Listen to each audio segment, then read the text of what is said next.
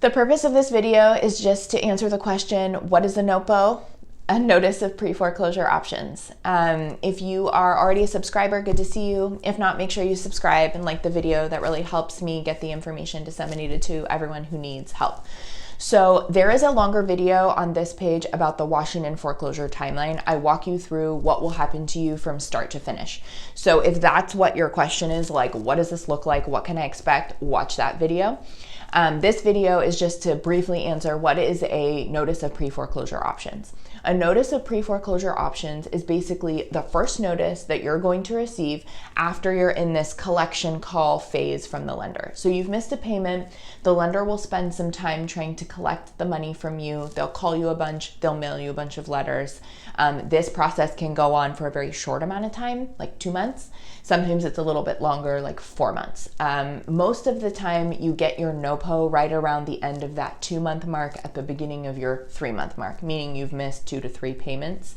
The NOPO stands for Notice of Pre-Foreclosure Options. It is the first of 3 foreclosure notices. So I have one video for each of these notices. This one is the first one. It does not set an auction date on your home. It does not make you eligible for mediation.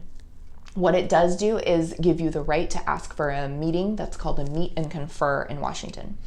A Meet and Confer meeting is basically just a conference with a representative from your bank. Now, the actual substance of these conferences isn't going to be super helpful to you. All the representative is going to do is tell you you're in default, duh, you already know that. And then they tell you there are options for you, like a loan modification, a repayment plan, a short sale, a deed in lieu. All of these loss mitigation options become available to you, and they will tell you what those are, and they will tell you about the paperwork.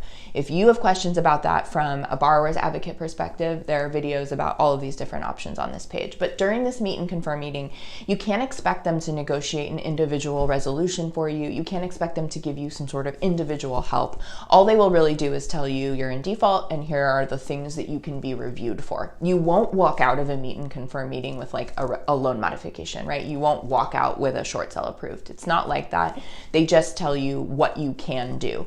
The benefit of a Meet and Confer is that it slows down the foreclosure timeline. So if you request one and you have your Meet and Confer meeting, they cannot issue the second foreclosure notice for 30 days.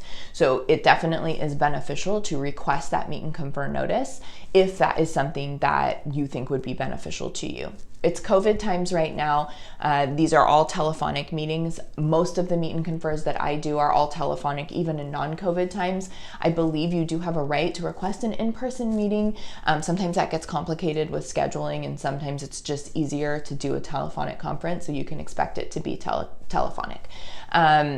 You know, if you want to get help, if you know you're going to be wanting an attorney to be helping you or a housing counselor to be helping you, this would be a really good time to reach out for help because you're technically still early in the foreclosure process. So that's what a NOPO is. Best of luck to you.